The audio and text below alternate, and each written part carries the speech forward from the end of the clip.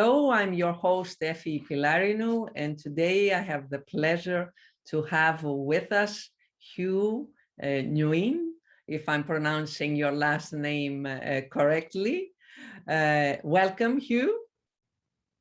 Thanks a lot, Effie. Thanks a lot for having me, and hello, everyone. It's a real pleasure to be with you. For those that don't know you, I'll try and present you. You're now the co-founder of CFTE. CFTE is what I would call on a mission to reskill people around the world for the fintech sector, the banking sector, and in alignment with the disruptive technologies that are changing finance and the whole world. But not only, you wear other hats too. You are an ambassador of the Singapore Fintech Festival. You're part of a venture firm. Why don't you tell us a little bit more about where you spend your time and energy, your passion, and CFTE? Thanks a lot, Effie. You summarized it very well. Now, CFT definitely is, has this objective of helping all those who want to have the skills for finance today.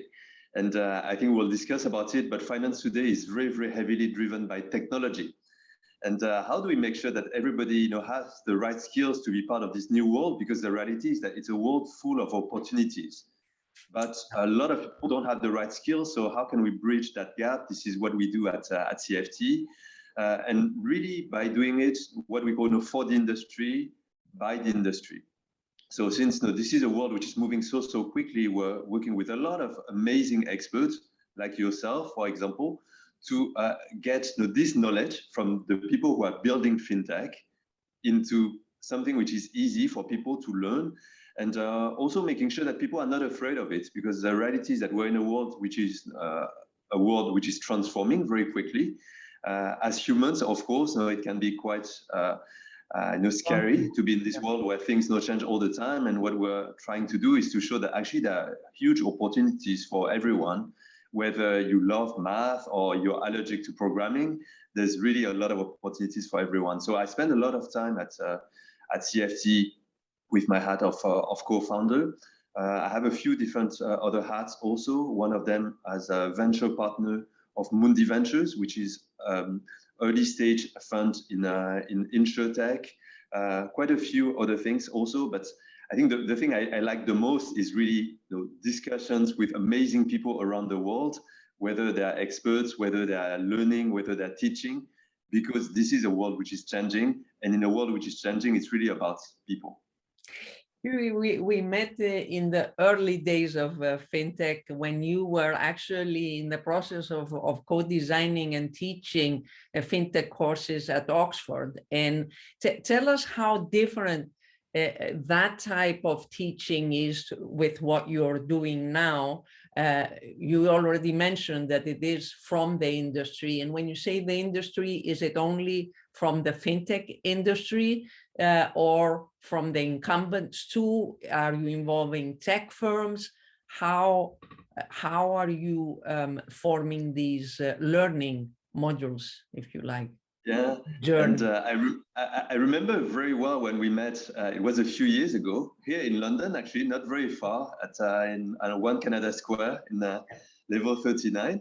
At that time, that's true, I was co-designing the course, which was the Oxford Fintech course, which was great. The Oxford Fintech course, we really started on this idea that for amazing business schools like Oxford, for example, they were still very traditional in their way of teaching finance. And for the students to be prepared, we needed to do more than that. And that's why we added the courses on fintech. Oxford is an amazing organization. I'm still an entrepreneurship expert at Oxford.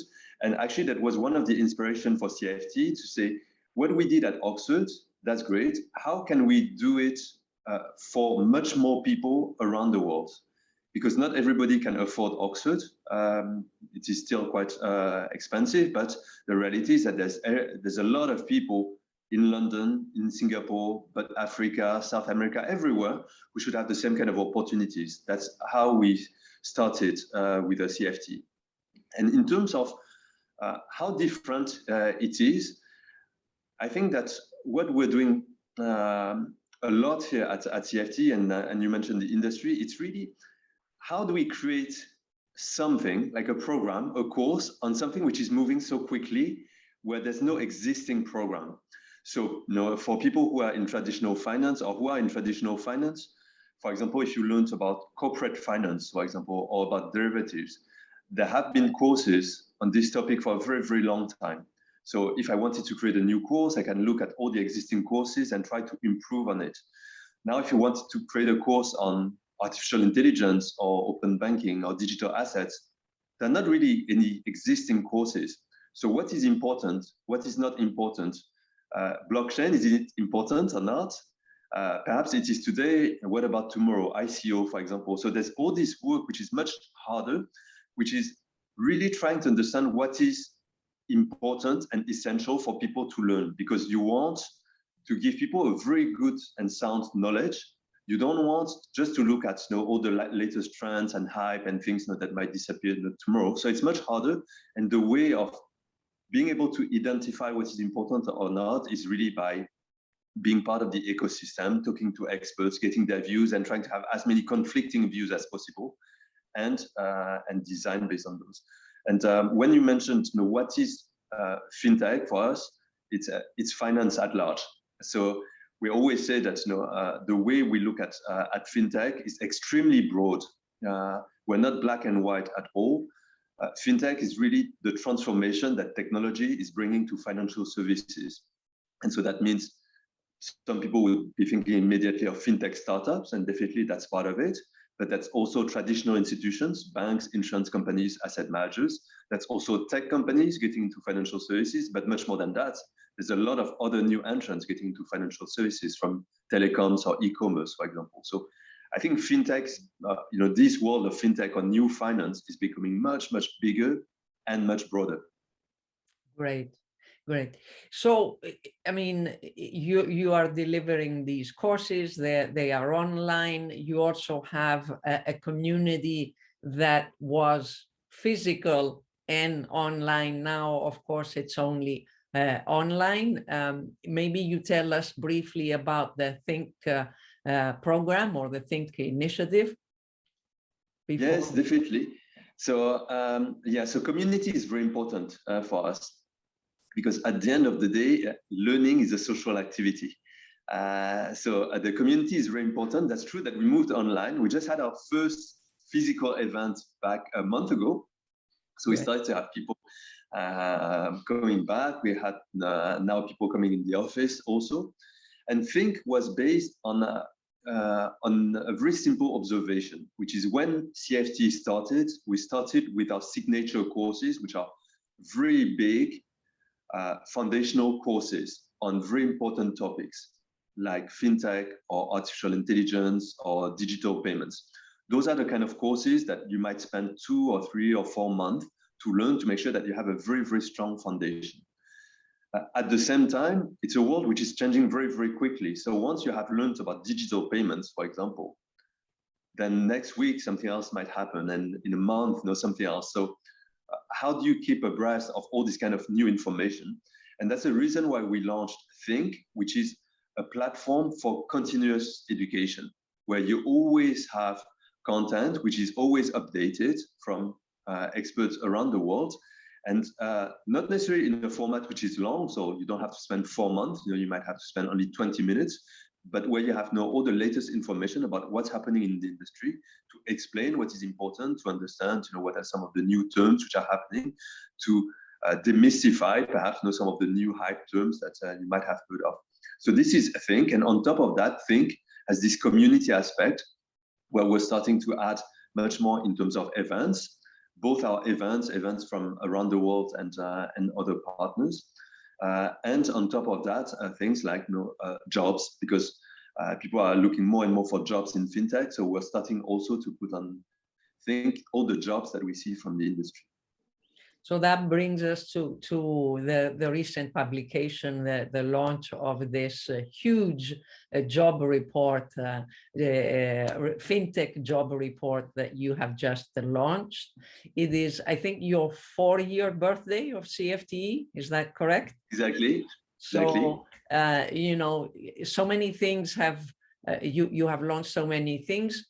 This is the first major job report that you are launching. I think it's about 250 pages, and I want to discuss it because there's so many interesting facts and figures, but also qualitative aspects that I hope we have the opportunity to address. Tell us some basic facts about fintech as an employer, some hardcore numbers that you've observed and you've presented that are quite striking, how big the market is, how it is growing, and some qualitative insights maybe. Yes, definitely. So I'm glad you like the Fintech Job report. And I know that you like very detailed research. Also, I always enjoy reading what you do. So I'm glad that that you like it. In terms of fintech, I think the job report was surprising for me in its conclusions. I have been in this space for a long time, and before the job report, there were things that I didn't really suspect. So what we did is that we wanted to have a view of what is fintech in terms of jobs. Because we hear things left and right, but what is it really? So we tried to start in a very structured way by looking at the largest fintech companies. So we took all the companies that have a valuation which is more than $1 billion. There were 225 of them, and we looked at all the jobs of those companies.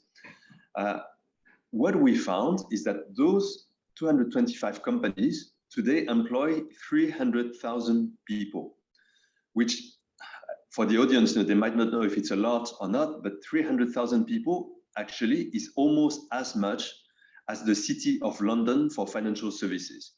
Knowing that London is the second city in the world for financial services, the first one is New York. New York employs 450,000 people, London a bit less than that, and fintech just behind London.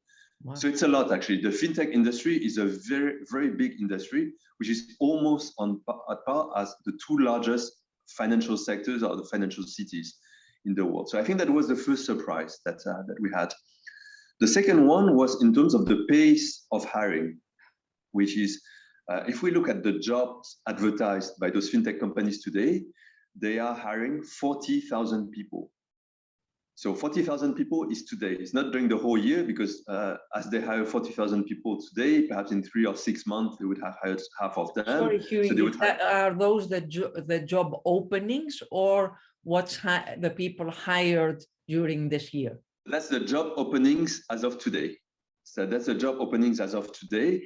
And as a comparison, for the financial industry, the financial sector in London, there's currently 10,000 job openings.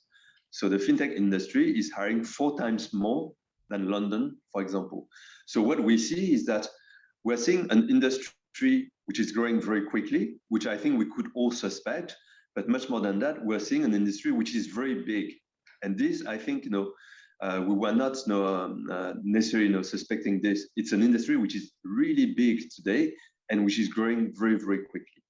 So that were, I think, the first conclusions that we had, and that forced us to go much deeper into what are those kind of jobs and what did we find. So that's at the level of from a sector standpoint. What we saw also in terms of the size, in terms of market capitalization of those companies. So if you look at the 100 largest banks in the world by market cap, they have a valuation of around $7 trillion. Now, if you look at the 100 fintech companies in the world, they have a valuation of around $3 trillion. So in terms of financial size, actually, the fintech sector is around 40% of the banking sector. And again, this is just incredible in terms of results, because 10 years ago, you remember it was pretty much nothing. There was, it went from 0 to 40% in 10 years. So now we are having an industry which is not a confidential industry anymore. A few years ago, we were talking about a few jobs now left and right, and some startups now hiring people. But now it is a large industry hiring a lot of people, which is very big as a sector. And that's why it made sense after that to go much deeper and look at the jobs. From a qualitative standpoint, I think what is interesting and what made it quite challenging to do the Fintech Job report is that the reality is that although it's big, it's still companies which a few years ago were startups. So it's companies which a few years ago were 2 people, and today they might be 3,000 people. So it's quite chaotic, as you might expect from those companies, and they're all different.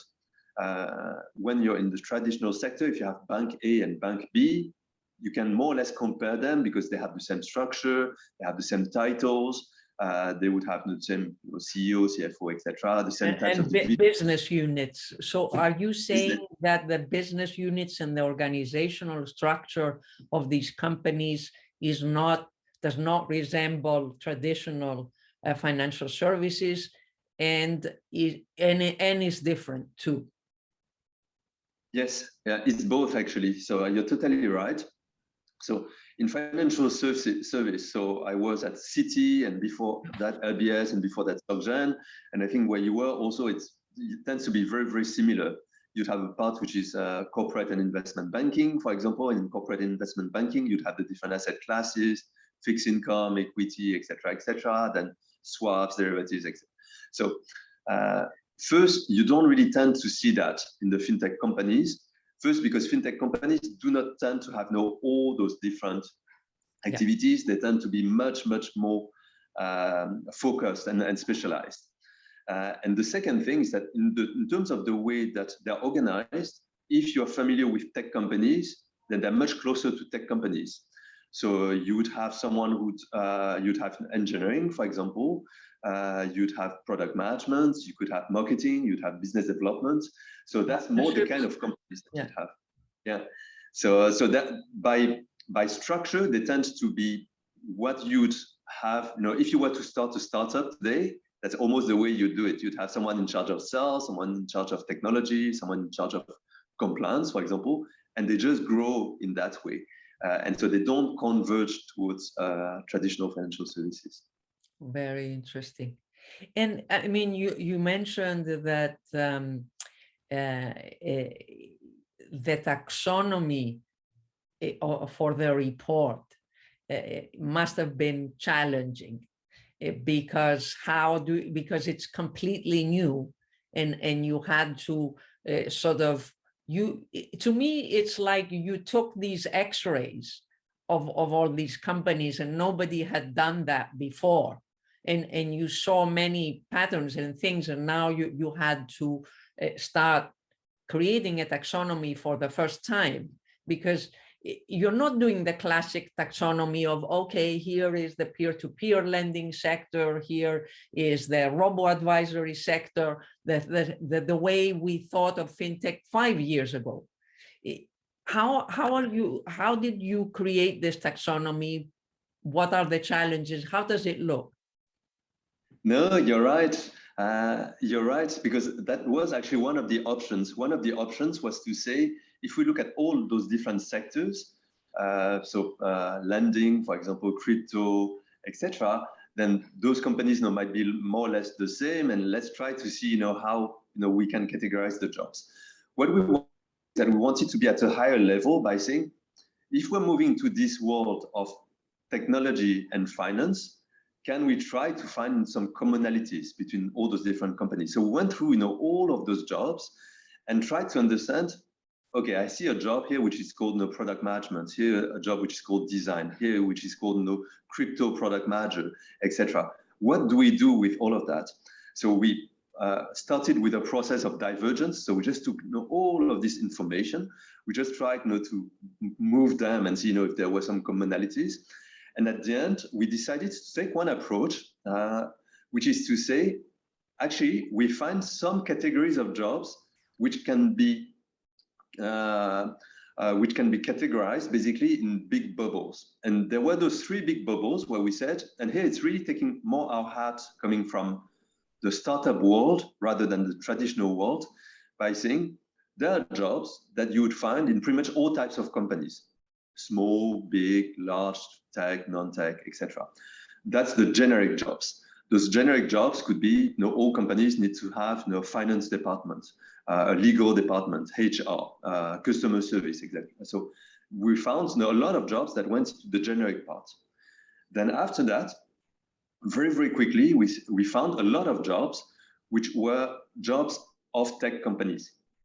So jobs that you would normally find in an Amazon or Uber or Facebook or etc. So we found actually a lot of those jobs, which are jobs of tech companies. And then finally, of course, it's fintech. There's also the fin part. We found jobs which we normally find in finance companies. So that was at a very, very high level. So we decided to try to address the hardest part, which is technology and finance. So we said all the generic jobs, we won't study the generic jobs, although they might have some differences. We will really focus on the tech and finance jobs. Okay.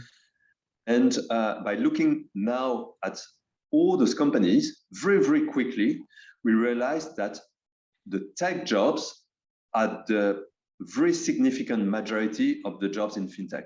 Very significant in the sense of they represent between 70 to 90% of the jobs in fintech are jobs of tech companies. However, here I need to give a big disclaimer. I said it's jobs of tech companies, but I didn't say it's tech jobs, because in tech companies, you have tech and non-tech. Actually, we found 8 different job families. 4 were tech jobs. For example, engineering would be typically a tech job, or data science would be a tech job. But you'd have non-tech jobs. For example, digital marketing would be a non-tech job, or business development would be a non-tech job. But overall, 70 to 90% of those jobs were closer to jobs of tech companies, and only 10 to 30%, but usually less than 20%, would be jobs of finance companies. And the jobs of finance companies tend to fall into 2 big categories. The largest category actually is compliance. Risk and compliance would be the largest pool. And the other one is what we would call core finance. Core finance being really the business of the company. So if the company is a challenger bank which does lending, then core finance could be treasury. Or if the business is a robo-advisor, then core finance could be asset management or investment, for example. Yeah. So this is what we found. And that's the reason why we called the report Tech is Eating Finance. That's really because we found that fintech companies really at their core, meaning in terms of their jobs, are really much closer to tech companies rather than finance companies. Yeah. I mean, a large part of the report has these specific job openings from companies, right? From fintechs, the broad definition of fintechs, and you list the skills from these different categories, and it's really fascinating to go through those profiles. What struck me from looking at the report, I expected that, okay, you're going to conclude that the jobs in fintech are a combination of hard skills and soft skills, and that's typically the case, I guess, for most jobs. But you are introducing 5 dimensions. It's not only hard skills and soft skills. And I thought that was quite unique and quite important. And I'd like to hear from you, a little bit more about it, because to me, it's one of the points that needs to be highlighted. Yeah, I'm really glad that you mentioned this, because that's usually the case when people talk about fintech, and it's of course, being an education platform, when people come and they say, oh, I need those hard skills, etc. So that's usually what people think which is, if I want to go into fintech, I need to, code in Python, for example. But at the same time, that's not what we found from the analysis, and that's not what we hear when we talk to fintech CEOs or entrepreneurs, which is definitely hard skills are really important, and hard skills are extremely dependent on the job that you want to do. So hard skills could be programming, or it could be copywriting, for example. So it's different types of hard skills. Very, very quickly, we saw that soft skills, of course, is really important. The main two that comes back all the time is communication skills and teamwork. Mm-hmm.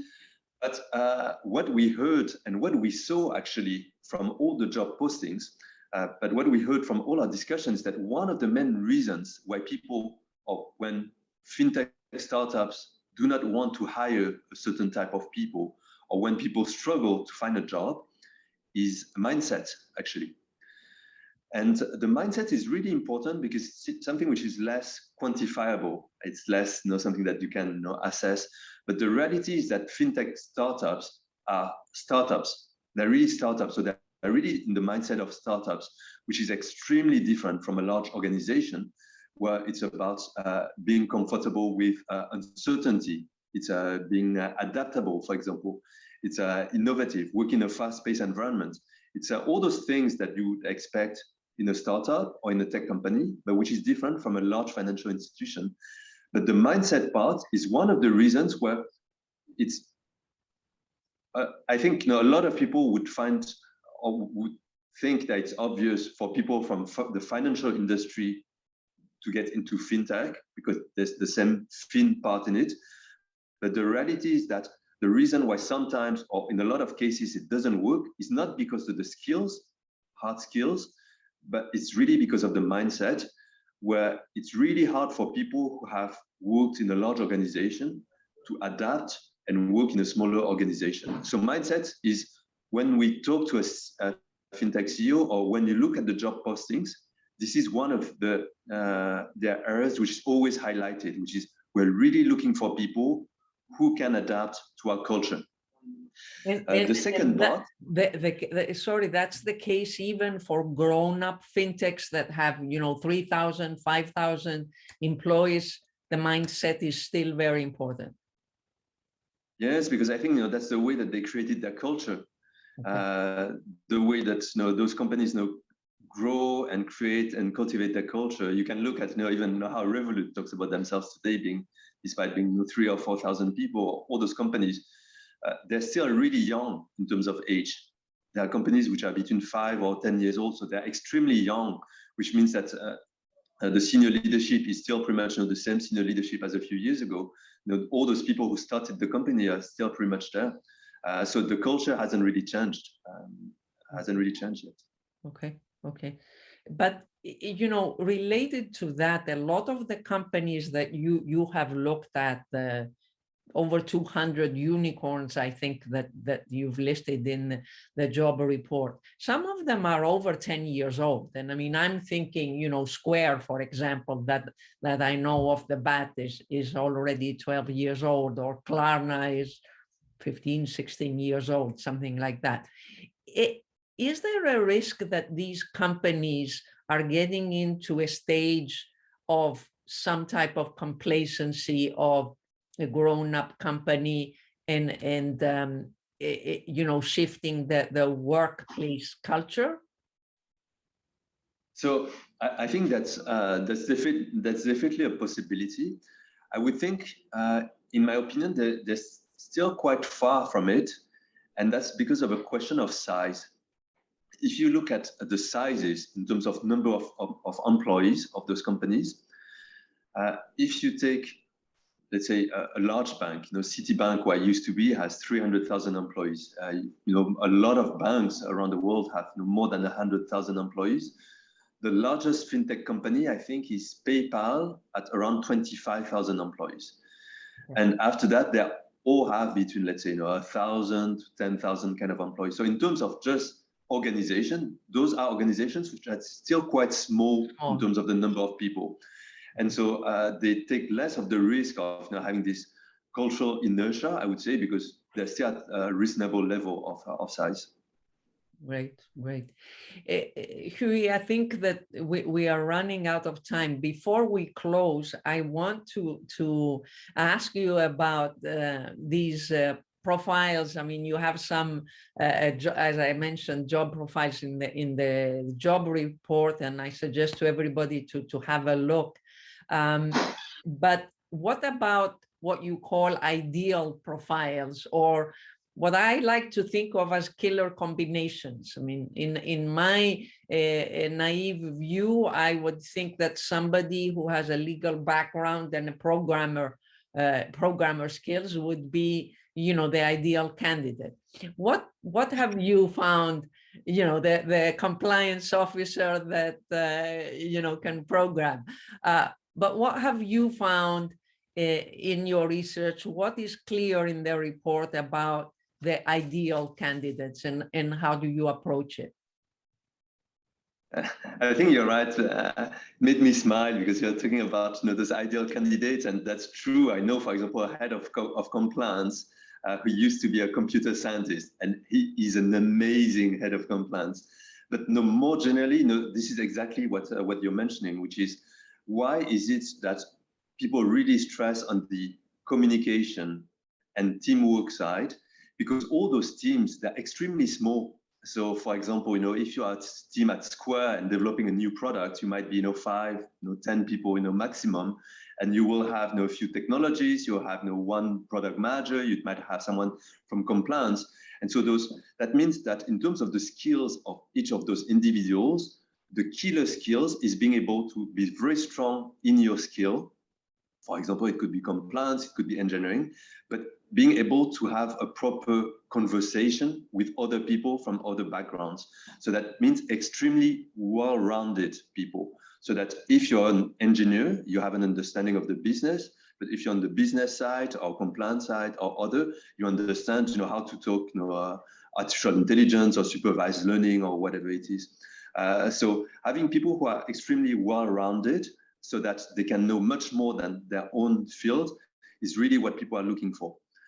So being able to have this vocabulary, understanding, you know, what, you know, others talk about, you know, the industry in itself, are really the killer skills. Great. Huy, before we close, of course, I will share the link of the report. Tell us also what else is in the works for CFTE for 2022, and what you're excited about.